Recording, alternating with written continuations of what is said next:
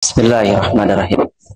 Assalamualaikum warahmatullahi wabarakatuh. A'udzubillah, bismillah, alhamdulillah, salatu wassalamu ala rasulillah, la hawla wa la quwata illa billah, amma ba'du. Qala Nabi sallallahu alaihi wasallam, likulli da'in dawaun faida usiba dawa udai baro'a bi'idnillahi azza wa jalla. Alhamdulillahirrahmanirrahim, segala puji kepada Allah yang atas izinnya, atas qudrat iradatnya pada malam kedua ini kita masih diberikan kesempatan, kesehatan ya. Karena kesehatan adalah salah satu daripada nikmat yang sering kita abaikan, yang sering kita lalaikan. Salah satu daripada manfaat puasa ya secara kesehatan adalah detoksifikasi. Ada beberapa pertanyaan kepada saya, semisal beberapa pasien yang datang di momen pelatihan, di kajian radio ataupun di beberapa seminar yang saya isi. Pak, kenapa saya puasa tetapi berat badan saya malah nambah, Pak? Pak, kenapa saya puasa, kok asam lambung saya malah kambuh, Pak? Pak, saya puasa hari keempat, tapi justru penyakit jantung saya malah kumat, Pak. Pak, ya, kolesterol saya tidak turun-turun, Pak. Ada lagi yang bertanya lagi, Pak, saya punya aslam. Apa aslam? Asam lambung. Kok tambah parah, Pak? Bahkan ada beberapa pertanyaan, Pak, siang hari saya di bulan puasa walaupun malam hari saya cukup tidur kok ngantuk terus, Pak. Seperti tidak bergairah. Sehingga ada yang menggelari saya sebagai Abu Naum, Pak. Alias pelor. Ya, nggak usah dipanjangkan singkatannya. Karena cukup ngeri. Yang jelas orang tersebut setiap nyender habis sholat akan mengeluarkan mahrojul huruf ho. Alias ngorok kata jalmi. Hadirin hadirat jamaah taraweh Masjid At-Taqwa yang dimuliakan Allah. Salah satu manfaat dari puasa adalah detoksifikasi. Mudah-mudahan kalau tidak salah di jadwal yang diberikan kepada saya mendapatkan 7 jadwal. Semoga nanti pas menjelang Idul Fitri ya, permasalahan-permasalahan kesehatan yang berkaitan yang tadi ditanyakan dengan izin Allah tuntas tanpa perlu kita berobat. Tanpa perlu kita menggunakan alat, tanpa perlu kita harus ke klinik, apalagi ke rumah sakit. Dengan izin Allah, dengan wasilah puasa. Insya Allah. Ya. Apa detoksifikasi? Ada yang tahu? Detoksifikasi ada yang tahu? Detoksifikasi adalah bagaimana cara tubuh mengeluarkan racunnya secara alami. Bagaimana tubuh mengeluarkan racunnya secara alami. Ada banyak bapaknya. Punten ya. Kentut itu detoks ya, kemudian berkeringat itu detoks, kencing itu detoks, BAB itu detoks, muntah nih itu detoks ya. Tapi kalau setiap naik angkot dari sini ke Cibadak muntah itu bukan detoks, itu penyakit ya. Apalagi BAB, buang air besar itu detoks, nangis itu detoks ya. Ibu-ibu lamun nonton film drakor ngecerik tehelanya, can gitu nanon. Itu detoks, tapi detoks yang tidak sehat.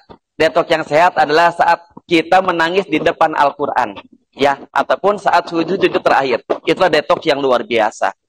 Ya, apalagi yang detoks? Detoks ternyata bisa dengan olahraga.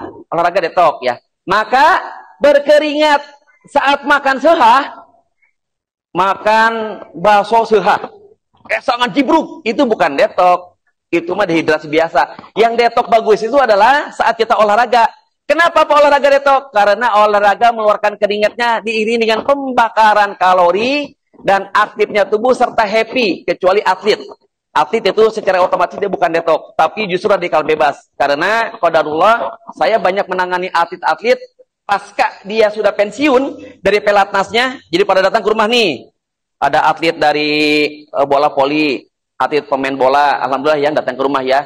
Beberapa artis-artis yang datang ke rumah terapi, tapi nggak pernah saya expose, khawatir jadi ria. Jadi heboh ya, siang hari datang terapi dan mereka inginnya tidak ingin diekspos. Pak, saya pasca pensiun dari atlet apa ini basket, saya ternyata dikasih panggul Pak. Saya setelah tinju Pak, ternyata saya timbul semacam Parkinson Pak. Saya setelah pensiun dari atletik Pak, ternyata saya menderita semacam osteoporosis Pak. Bahkan ada beberapa atlet-atlet yang binaragawan, ya, mereka mengalami beberapa hal saraf yang sangat serius. Berarti olahraga itu, ya, di kalangan atlet itu bukan detox, ya, tapi semacam pemaksaan. Dan dulu saya adalah pelatih atlet fisik sebelum saya beralih seorang pembekam. Ya, saya dulu pelatih atlet, jadi tahu seperti apa atlet itu ketika dipaksakan. Jam 4 mereka sudah latihan sampai jam 7 malam. Jam 7 menjelang ke Isya baru beres. Itu dipaksa setiap hari. Jadi bukan karena happy. Nah, apa saja? Ya, detox berikutnya. Detox berikutnya adalah puasa. Ya, apa itu puasa? Maka Bapak Ibu yang dirahmati Allah, harusnya bulan puasa, catat ini. Di hari yang ke-10, itu kalau berat badan kita turun. Catat. Jadi nggak apa-apa sekarang ini ibu-ibu, bapak-bapak, apalagi yang berat badannya berlebih. Ya, boleh agak rajin-rajin mengahan diri, ada posyandu di situ. Untuk ikut nimbang. Nimbang celek, kiclek. Turun setengah kilo. Alhamdulillah turun. Kiclek, turun 2 kilo. Maksimum turunnya 3 kilo per 10 hari. Catat ya. Tapi kalau nambah, berarti ada yang tidak beres dengan puasa kita. Ya, bukan puasanya yang salah. Tapi pola makan, pola istirahat, ya, dan kemudian pola hidupnya. Di antaranya adalah puntennya ribados penalingi diwangun salami opat tahun ke kali 5 tahun jadi santen kapugur abdi ka Nagara Selatan ngari abdi sareng bubidan teh janten bidan desa diwangun Cihanjawar.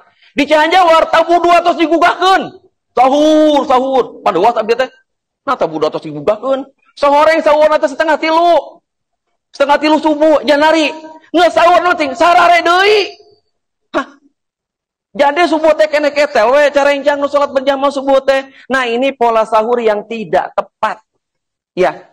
Karena harusnya yang namanya sahur itu adalah 30 menit menjelang azan subuh. Itu sahur yang terbaik itu. Jadi kata Nabi di salah satu hadisnya, sahur yang berkah itu adalah sahur yang diakhirkan, bukan yang jauh-jauh ya, sebelum waktunya sudah sahur, apalagi setelah sahur langsung tidur. Apa efeknya? Salah satu dampaknya, kalau kita habis makan, duduk calik, apalagi tertidur, maka pergerakan otot peristaltik yang dari lambung yang akan ke halus tiba-tiba dihentikan secara seketika. Nukuruna orang ngagiling keneh teh ye kadaharan. Dia lain, keur mereka giling tiba-tiba eureun hek. Nah, make eureun. Oh, ternyata dia duduk. Apalagi kalau sampai dia tertidur. Pas dia tertidur, maka seketika lambung mengeluarkan asam. Inilah yang dinamakan dengan penyakit GERD. Geostrapagial refleksnya diselesai. Asam lambung naik secara akut. Naik, panas. Katup na ngabuka. Katup nu tina lambung teh pas ngabuka. Neng togey balik nih kaluhur si gas teh. Kaluhur, karena tenggorokan, karena paru-paru. Yang dirasakan apa? Asam hebat. Nyampe ke bagian seluruh organ mulut itu terasa asam yang luar biasa. Asam komo di tengah-tengah poe di bulan puasa, ningali anu ngucurkeun sirup marjan. Aya nu wawar, bakso jeletot, cibadak. Aduh, bari jeung dikecapan di samelan. Aya nu wawarna teh seblak, cilok. Itu asam lambung hebat, naik. Apabila di paru-paru tidak kuat, ya, apabila di paru-paru tidak kuat, maka beberapa bagian asam lambung langsung berpindah ke arah jantung. Ini ya yang dinamakan dengan penyakit angin du. Sindrom jantung koroner akut. Nah, maka kata Nabi, dan ini pun riwayat yang banyak riwayat dari Bunda Aisyah, sesungguhnya Nabi setelah makan tidak akan duduk. Dan dilarang, jangan makan sebelum tidur. Lantas bagaimana Pak? Sesudah sahur, Tips yang pertama adalah kita baca Quran. Baca Quran minimal setengah juz, banyak membakar kalori. Merasa bapak-bapak, ibu-ibu lah mau tadarusan terus pada KM. Apalagi ketika kita pakai mic, karena rada grogi kumo salah mahnya. Bari salah pun ternyata para lunting ngahinanu salah sanes. Cuma pressernya beda. Ketika kita membaca Quran pakai mic, orang pada mendengarkan takut salah maka keringat hebat. Saat itu pembakaran kalori hebat. Satu. Yang kedua, maka berjalan ke masjid bagi laki-laki. Laki-laki sholatnya di masjid bukan di rumah. Maka itu pembakaran kalorinya hebat lagi.